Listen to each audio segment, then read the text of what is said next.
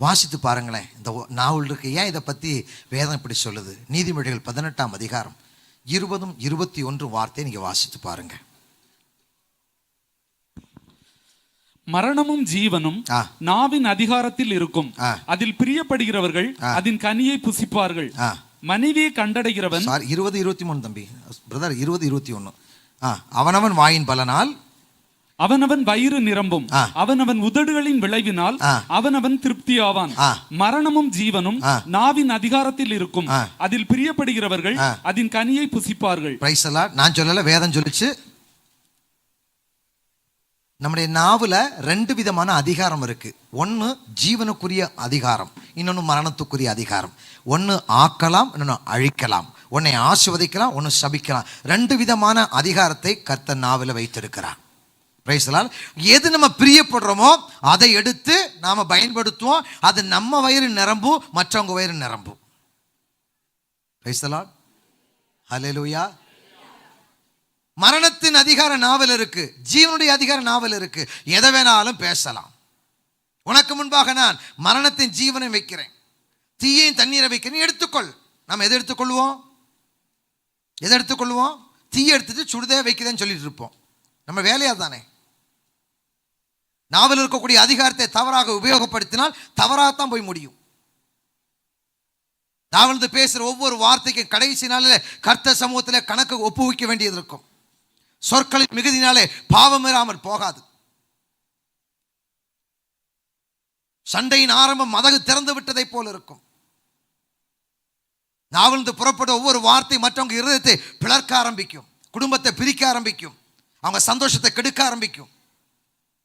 கல்யாணம் முடிஞ்சு பிள்ளையும் பார்த்து, பிள்ளைக்கும் கல்யாணம் வயசாகி போச்சு, இன்னைக்கும் சண்டை போட்டுருப்பாங்க. 25 வருஷத்துக்கு அப்புறம் இன்னைக்கு சண்டை போட்டுருப்பாங்க. உங்கள் அப்பா மட்டும் யோக்கியமா? உங்கள் அப்பா வந்து இத்தனை பவுன் நகையை போடுன்னு சொல்லி ஏமாற்றி கடைசியில் பாக்கியெல்லாம் கவரிங் போட்டு விட்டானே, உங்கள் அம்மா மட்டும் யோக்கியமா?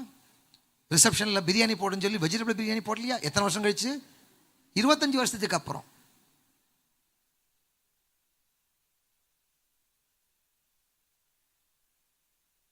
நாவு ஒரு பட்டயம். எத்தனை பேரை உடைச்சிருப்போம், நம்ம எத்தனை வார்த்தையை பேசியிருப்போம். நாவல் புறப்படுற ஒவ்வொரு வார்த்தையும் நன்மையும் தீமையுமா இருக்கிறது. நம்ம எதை புசிக்கிறோமோ அதனால் நம்முடைய வயிறு நிரம்பும், மற்றவங்க வயிறு நிரம்ப ஆரம்பிக்கும். Praise the lord. Hallelujah, hallelujah. வாசித்து பாருங்க. 15ஆம் அதிகாரம் 4ஆம் வார்த்தை வாசிங்கள். நீதிமொழிகள். ஆரோக்கியமுள்ள நாவு ஜீவ விருட்சம், நாவின் மாறுபாடோ ஆவியை நொறுக்கிறோம். ஒரு மனுஷனுடைய வாழ்க்கையை நொறுக்கி உடைக்க வச்சிரும். வாயின் வார்த்தையினால் வறுமையும் உண்டு, செழிப்பும் உண்டு, செழுமையும் உண்டு. நான் பேசுறது எல்லாமே மோசமா தான் பேசிட்டு இருக்கிறேன். வாழ்க்கையில எதை பேசக்கூடாது அதைத்தான் நான் வாழ்க்கையில பேசி கொண்டிருக்கிறேன். ஐயோ, நான் செய்தது உருப்படுமா? நான் போன நடக்குமா? ட்ரெயின் பிடிக்க போவாங்க, 7:10க்கு ட்ரெயின். கிளம்பி போகும்போது சொல்லுவாங்க, சீக்கிரமாக வாங்க, ட்ரெயின் போயிடும். இந்த டைத்துக்கு போனால் ட்ரெயின் கிடைக்காது, வாங்க வாங்க வாங்கன்னு. போய் கடைசி ஸ்டேஷன் உள்ள என்ட்ரான வண்டி கடைசி கம்பார்ட்மெண்ட் போகும். நான் சொன்னேன், அப்போ புறப்படும் போது சொன்னேன். என்ன சொன்னேன்? ட்ரெயின் போயிருன்னு சொன்னேன். அதே மாதிரி அதுதான் நடக்கும். நமக்கு தெரியாமல் உளறிடும்.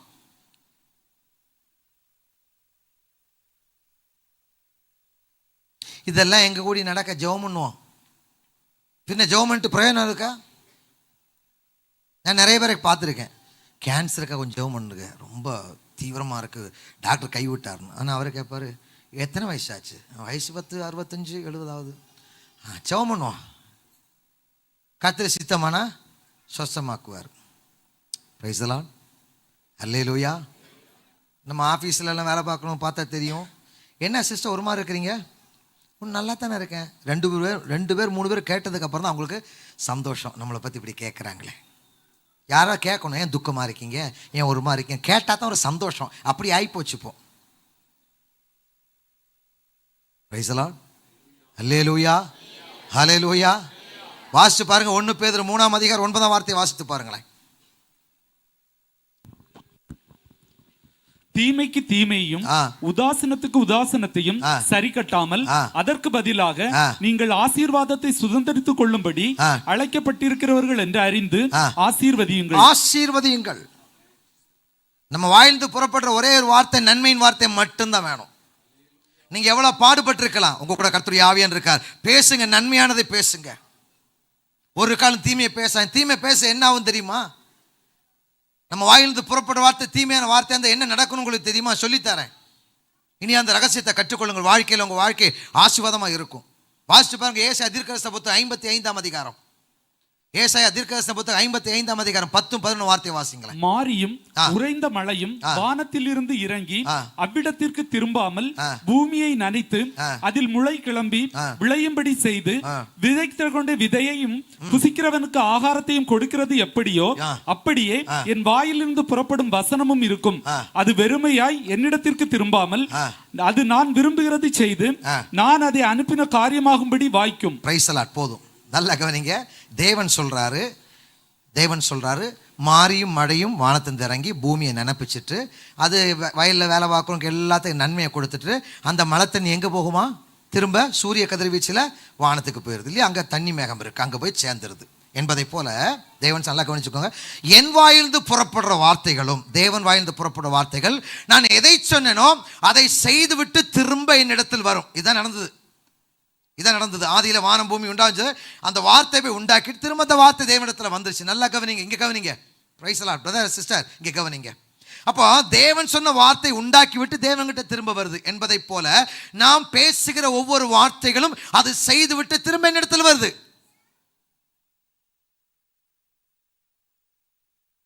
ஒருத்தனை ஆசீர்வதித்தால் அவனை ஆசீர்வதித்துக் கொண்டு அந்த வார்த்தை திரும்ப என்னிடத்தில் வருகிறது.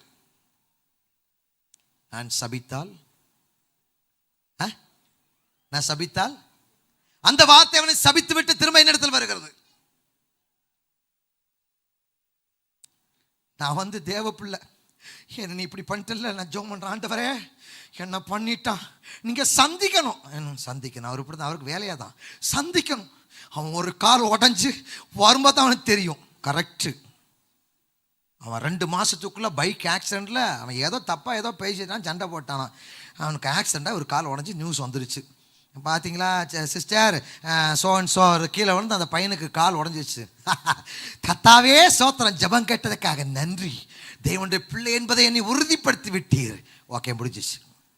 அவனுக்கு பிளேட் வச்சு ஆப்ரேஷன் பண்ணி பாவம் கடை வாங்கி எல்லாம் எடுத்து வீட்டுக்கு வந்தேன். இது நடந்து 3 மாதம் ஆச்சு. 3 மாதம் வீட்டுக்கு வந்த உடனே 3 மாதம் கழித்து அந்த வார்த்தை என்ன செய்து திரும்ப ஜென்ரேட் ஆகி அவன்கிட்ட புறப்படுது. அனுப்புறவங்கிட்ட போகணுமா வேண்டாமா?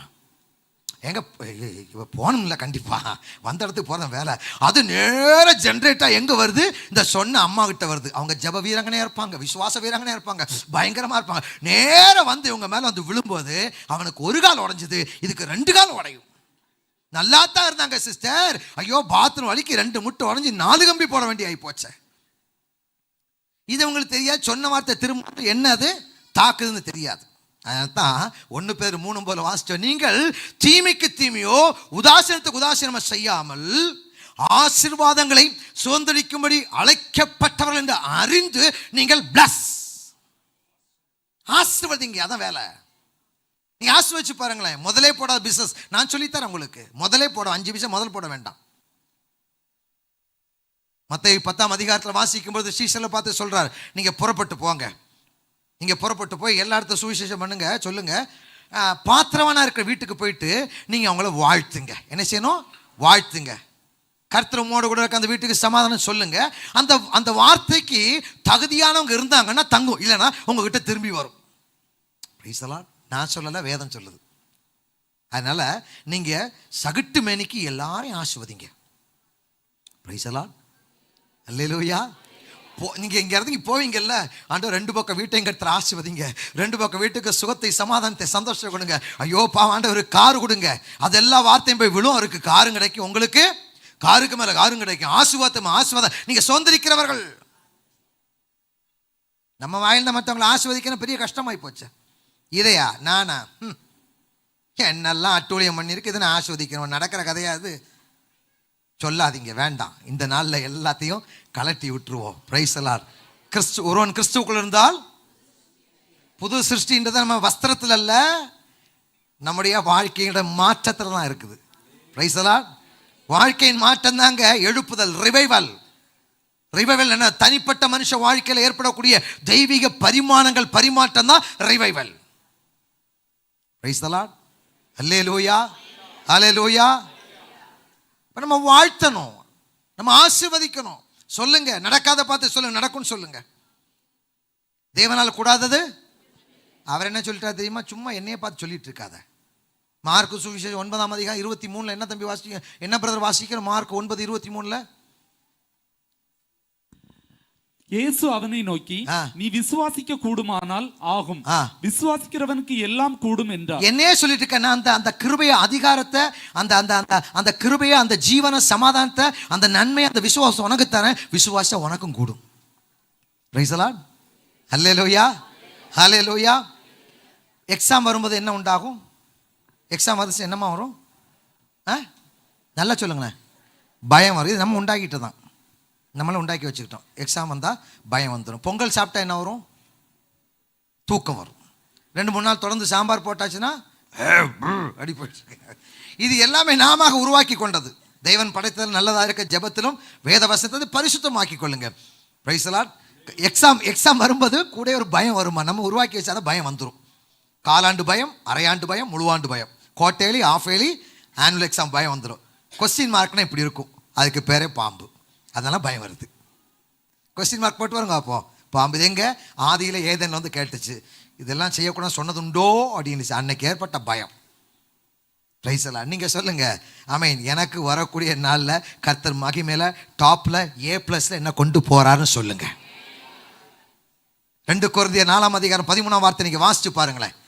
2 கொரிந்தியர் 4:13 வாசிச்சு பாருங்க. விசுவாசித்தேன், ஆகையால் பேசினேன் என்று எழுதியிருக்கிறபடி நாங்களும் அந்த விசுவாசத்தின் ஆவியை உடையவர்களாய் இருந்து விசுவாசிக்கிறபடியால் பேசுகிறோம். நீங்க விசுவாசிக்கிற காரியத்தை நீங்க பேசுங்க. சபை, புதிய ஏற்பட்ட சபை எல்லாம் பேச்சதாங்க இருக்குது. ஆவதும் பெண்ணாலே அழிவதும் பெண்ணா. நான் சொல்றேன், உருவாகிறதும் விசுவாச வார்த்தையை பேசல, அழிவதும் அவிசுவாச வார்த்தையில பேசுறதுல. எவனாக இந்த மலையை பார்த்து, எவனாக இந்த காட்டத்தை மரத்தை பார்த்து பேசுங்க. உங்க பிரச்சனையை பார்த்து பேசுங்க. நீங்க பேச பேச உங்க நாவல் இருக்கக்கூடிய அதிகாரத்தினாலே எல்லா காரியத்தையும் ஆவியான கிரியை செய்ய ஆரம்பிப்பார். Praise the lord. ஹல்லேலூயா. ஆவியான வந்து நமக்கு பலத்தையும் ஞானத்தையும் அறிவையும் தெளிந்த புத்தி நமக்கு தந்து பேச வைக்க ஆரம்பிக்கிறார். நீங்க பேச பேச பேச சுகமுண்டா. வியாதியை பார்த்து பேசுங்க. நோயை பார்த்து பேசுங்க. உங்க பிள்ளைகளை பார்த்து பேசுங்க. தலையில கையை வச்சு ஜெபம் பண்ணி ஆசீர்வாத வார்த்தையில பேசுங்க. அந்த பிள்ளைகள் ஆசீர்வாதமா இருக்கும். Praise the lord. ஹல்லேலூயா. எத்தனை மார்க்குமா வேணும்? பாப்பா, எத்தனை மார்க் வேணும்? எனக்கு ஒரு 10, 60, 65 ஏதோ பாட்டில் பாஸ் ஆன போது இல்லை. கேளுங்க, இதை பார்க்கலும் பெரிதான காண்பாய் சொன்னாரு. கேளுங்க, நான் A+ தான் வாங்க போறேன். 10th எக்ஸாம்ல என்ன போல யாரும்ல எல்லாம் A+ டாப் அப்ல போறேன். +2ல டாப் மார்க் போறேன். நான் எழுத போறேன் மெடிக்கல், எனக்கு கிடைக்க போகுது சொல்லுங்க. நான் பண்ற வியாபாரம் இன்னைக்கு விருத்தி ஆகுது சொல்லுங்க. ஆபிரகாமை தேவன் சந்திக்கும் பொழுது ஆதியாகமம் 12:15 75 வயது, உனக்கு பிள்ளையை தரேன்னு சொன்னார். அப்புறம் இடையில வந்து பேசினார், மீட் பண்ண எல்லாம் செஞ்சார். கடைசியில் அது 17 தேவன் வந்து ஆபிரகாமை மீட் பண்ணும்போது அவனுக்கு வயசு 99. எத்தனை வயசு? நான் சீக்கிரமா போறேன். 99. அப்போ சாராக்கு வயசு எத்தனை? 89. 10 வயசு டிஃப்ரெண்ட். இப்போ இந்த காலகட்டத்தில் அதெல்லாம் கிடையாது. அன்னைக்கு எஜமானே அப்படின்னு கூப்பிட்டா, ஆண்டவனே கூப்பிட்டா. இன்னைக்கு எங்க வாடான்னு கூப்பிடுறாங்க. அது ரொம்ப க்ளோஸ்அப் ஆகி போச்சு. கணவனை பெயர் சொல்லி கூப்பிட்டா சாபம், மறந்துடாதீங்க. ஏன்னா கணவன் தான் குடும்பத்துக்கு தலை. அந்த தலைக்கு மேலே தான் கிறிஸ்து இருக்கிறாரு. அப்போ நீ இங்கே வாடா, கிறிஸ்தவர் இங்கே வாடான்னு கூப்பிட்டா ஏசு இங்கே வாடான்னு அர்த்தம். ஆனால் தப்பா பேசிடாதீங்க. இங்கே இல்லை, எங்கள் ஊரில் சொல்கிறேன். ஒரு வீட்டுக்கு போய் ஜெபம் பண்ண கூப்பிட்டேன். சிஸ்டர் வாங்க ப்ரே பண்ணலான்னு. டேய் அவன் பேர் வாடா அப்படின்னு. நான் நினைச்சேன் இளையமா மூத்தவனா இருப்பான்னு சொல்லி பார்த்தா அவர் வராது. அவர் வந்து நிற்கிறார். எனக்கு திக்குன்னு ஆகி போச்சு. புருஷனை வாடா போடான்னு கூப்பிடக்கூடிய அளவுக்கு ஆகி போச்சு.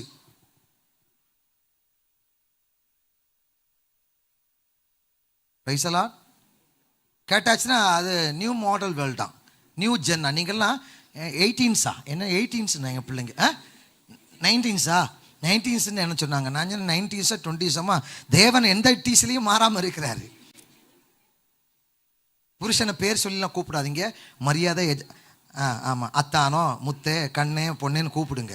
பேரெலாம் சொல்லாதீங்க. முந்தி காலகட்டத்தில் எங்கள் தாயார், அருமையான தாயார் காலகட்டத்தில், பாஸ்டர் காலகட்டத்திலலாம், அம்மா அவங்க வீட்டுக்கார பேர் என்னம்மா, ஏம்மா அப்பா பேர் சொல்லு அப்படிம்பாங்க. முன்னாடி ஹஸ்பண்ட் போகும்போது 4-8 பின்னாடி வச்சு தான் பொம்பளைங்க வருவாங்க. இன்னைக்கு இங்கே முந்தானில் போட்டு வாங்க.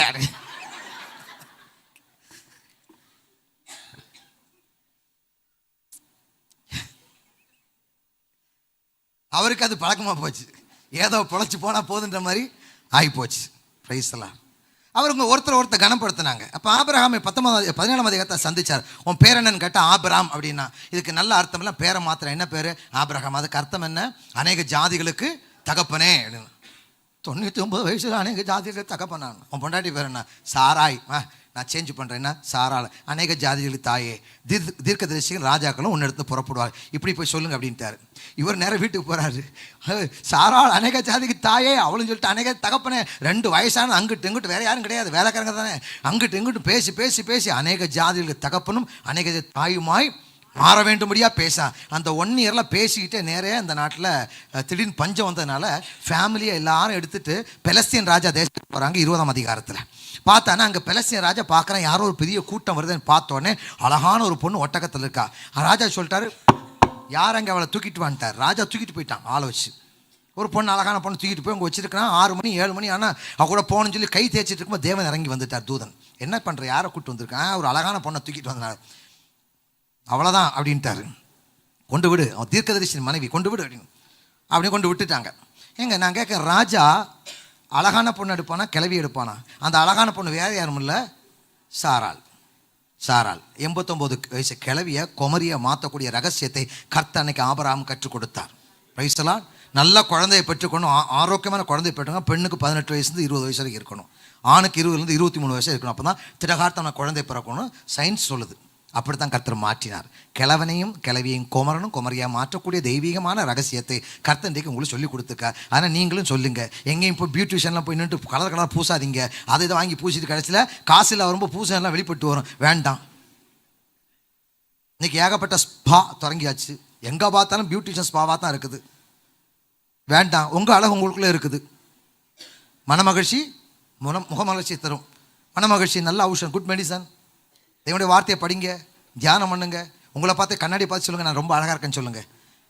சங்கீதம் 105 வாசிக்கிறோம், வாயை விரிவாத்த நான் அதை நிரப்புவேன், அப்போ நீ கழுகை போல பலனடைவாய், வாழ வேதம் திரும்ப வரும். இது வாயை தர நிரப்பி பேசணும். நான் ஆரோக்கியமாக இருக்கேன்னு சொல்லுங்கள். இதே வயசு தான். வயசு என்ன ஆச்சு? வயசு 40 42 ஆச்சு இல்லை, சுகரு ப்ரெஷர்லாம் வரும். இது இன்வைட் பண்ணுறது. இது போய் டெஸ்ட் பண்ண எல்லாமே இருக்கும். 40 வயசில் இன்னைக்கு 30 35 40 பார்த்தா 80 85 மாதிரி தான் தெரியுது. Praise the lord. ஹல்லேலூயா. வாயின் வார்த்தையை சொல்லுங்க, எனக்கு வயசே ஆகலைங்க, நான் கிறிஸ்துவுக்கு முன்பாக எப்பொழுதும் யௌவனமா இருக்கேன்னு சொல்லுங்க. கழுகை போல பாட்டா, கடுகு போல் பலன் அடைந்து சட்டைகளை அடித்து பாட மட்டும் இல்லை, வாழும் சேர்ந்த தேவனுடைய வார்த்தை என்னைக்குமே வாழ்வு தர்ற வார்த்தை. அது பிராக்டிக்கல் லைஃப்ல அப்ளை பண்ணணும். அது சொல்லுங்க. நீங்க சொல்லுங்க, நான் அழகா இருக்கேன்னு சொல்லுங்களேன், ஆரோக்கியமா இருக்கேன், எலும்பு தேயாது, என் kidney, lungs, liver, heart, brain ஒன்றுக்கு குறைவில்லை, எப்பொழுதுமே அது பிரிஸ்கா இருக்குன்னு சொல்லுங்க. அதை பிரிஸ்கா இருக்கும். காலை எந்திரிச்சோன்னே இன்னைக்குப்பா ஐயோ, அவருக்கு பக்கு நடிக்கும், இன்னைக்கு சாப்பாடு போச்சு போல் இருக்கு. அன்றைக்கு ஃபுல்லாக வேதனை தான். வாரத்துக்கு ஒரு தடவை, அது மாதம் ஒரு 2 நாள் 3 நாளில் ஃபீவராக விழுந்துருவாங்க. சொல்லி வாயின் வார்த்தையை சொல்லி இல்லை, நாம் ஆரோக்கியம் உள்ளவர்கள். பிரைஸ் எல்லாம். விசுவாச வார்த்தைகளை பேசுங்க, நம்பிக்கையின் வார்த்தைகளை பேசுங்க, உருவாக்குற வார்த்தைகளை பேசுங்க. ஏசு அப்படித்தான் பேசினார். செத்து போன ஆளை பார்த்து சொன்னா தூங்கிட்டு இருக்கிறார். பைத்தியக்காரன் கிரிட்டிசைஸாம், அவரை கிண்டல் பண்ணாங்களாம். எவர் வீட்டுக்கு போகும்பொழுது கிண்டல் பண்ண வெளியே அனுப்பினார். அவிசுவாசம் வெளியே அனுப்பிட்டு விசுவாசம் பேசினார். தலித்தகுமி பிள்ளை எழுந்திருனார். பிள்ளை எழுந்துச்சு. பாருங்க, நல்லா கவனிங்க. இயற்கைக்கெல்லாம் அப்பாற்பட்ட கருத்தை பேச ஆரம்பிங்க. பிரைஸ்லான். ஏற்ற காலத்தில் என் மகளுக்கு திருமணம் உண்டாகும், மகனுக்கு திருமணம் உண்டாகும். ஏற்ற காலத்தில் என் கணவன் வாழ்க்கை உயர்த்தப்படும். ஏற்ற காலத்தில் என் குடும்பத்தை கர்த்தர் ஆசீர்வதிப்பார். ஏற்ற காலத்தில் கர்த்தர் சீக்கிரமாக எனக்கு தங்குமனை இடத்தை வாங்கி வீடு கட்ட வைப்பார். பேசுங்க. இல்லைன்னு சொல்லாங்க, இருக்குன்னு சொல்லுங்க. நமக்கு தெரியும் விசுவாசம் என்னன்னு. எபிரேயர் 11 வாசிக்கிறோம். எபிரேயர் 11 நம்பப்படுகிற உறுதியும் காணப்பட நிச்சயமா இருக்கு. இது ஒரு சூப்பர் நேச்சுரலுங்க. இது சூப்பர் நேச்சுரல். இது ஒரு ஸ்பிரிட் ஜோன். இது ஆவிக்குரிய மண்டலத்தில் நம்ம உட்பிரவேசிக்க வேண்டும். நான் சொல்றேன், உங்க ஒவ்வொரு கையையும் கத்தெடுத்து இயற்கைக்கு அப்பாற்பட்ட விதத்தில் மாற்றுவார். நான் ரகசியம் சொல்லட்டுமா? ரகசியம் சொல்லட்டுமா? இந்த இடத்துல சபை மாற்றப்படும். நான் ஓப்பனாக சொல்கிறேன். நீங்கள் என்ன நினச்சாலும் சரி தான் பாஸ்டர், நான் வேறு வழி இல்லை, எனக்கு சொல்லித்தான் ஆகணும், இல்லை உள்ளுக்குள்ள வந்து எனக்கு எரிஞ்சிக்கிட்டு இருக்கும். ஆமாம், இந்த இடத்துல சபை மாற்றப்படும். ஆமாம், ஒரே சபையும் ஒரே மேய்ப்பனா மாற்றப்படும். அதாவது விசார பணி உண்டாகும். இந்த வருஷம் வேண்டிய கருத்தை கர்த்தர் செய்வார். Praise the lord. Hallelujah, hallelujah, hallelujah. இங்கே சின்ன சின்ன கூட்டங்கள் நடக்கும். இங்கே சின்ன சின்ன கூட்டங்கள் நடக்கும். சின்ன கூட்டம் நிரம்பி வழியும். Price the Lord.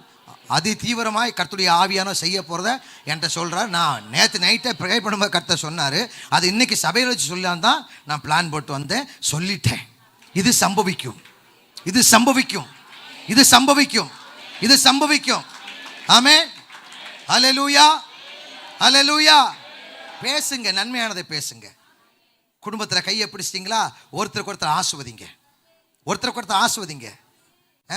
இங்கே கூப்பிட்டு அங்கே போகிறது, அங்கே கூப்பிட்டு இங்கே வர்றது, ஜபத்துக்கு குடும்ப ஜபம் இல்லாமல் இருக்க கூட்டங்கள் இருக்குது. குடும்ப ஜபமே கிடையாது சில வீடுகளெல்லாம். வேண்டாம், இரவு நேரத்தில் ஒன்றா கூடுங்க. எத்தனை பேர் இருக்காங்க அத்தனை பேர் வச்சு ஜெபிக்க ஆரம்பிங்க. குடும்பம் கட்டப்பட ஆரம்பிக்கும். Praise the Lord. கர்த்தர் நம்மை ஆசீர்வதிப்பாராக. ஆமென். இன்னைக்கு நம்ம ஒன்று செய்ய போகிறோம். ஆண்டவர் ஒரு தீர்மானம் எடுக்க போகிறோம். இனி என் வாயின் வார்த்தையிலிருந்து மரணம் வராது. மரணமே நான் பேச மாட்டேன், யாரையும் குற்றப்படுத்த மாட்டேன், குறை சொல்ல மாட்டேன், புறங்குறி தெரிய மாட்டேன், அவங்கள குறித்து இவங்ககிட்ட போட்டு கொடுக்க மாட்டேன், அற்பமாக பார்க்க மாட்டேன். என் வாயின் வார்த்தையிலிருந்து ஆண்டவரை நான் ஆசீர்வாத வார்த்தைகளை பேச போகிறேன். நான் ஆசீர்வாதத்தின் மதகு, நான் ஆசீர்வாதத்தின் செல்வ செழிப்பு, நான் தேவனுடைய பிள்ளையாக இருக்கேன். என் நாவல் இருக்க அதிகாரத்தை நான் பேச போகிறேன். வியாதியஸ்தனை பார்த்து பேச போகிறேன். எழும்பி நடக்க போகிறான். அவ்வளோதான், எழும்பி நடக்க போகிறான். ஆமென். எழும்பி நடக்க போகிறான். செத்தவன் எழும்ப போகிறான். கேன்சர் வேலை சுகமாக போகுது. கண் தெரிய போகுது. முடமான எழுந்து நடக்க போகிறான். நீங்க பேசின வார்த்தையில் ஒவ்வொன்றிலும் தேவனுடைய ஆவியானவர் வல்லமையை அசைவாடி கொண்டு அது கிரியைகளை நடப்பிப்பார். நீங்க பேசின ஆவியான கிரியை செய்வார். எவர்கள் மேல் நீங்க கையில் வைப்பீர்களோ நான் சொஸ்தமாக்கிக்குவேன். நீ எதை பார்த்து பேசுறியோ நான் அதை உண்டாக்கி கொள்ளுவேன். Price the Lord. எழுந்து நிற்போமா, எழுந்து நிற்போமா, 2 நிமிஷம் எழுந்து நிற்போமா.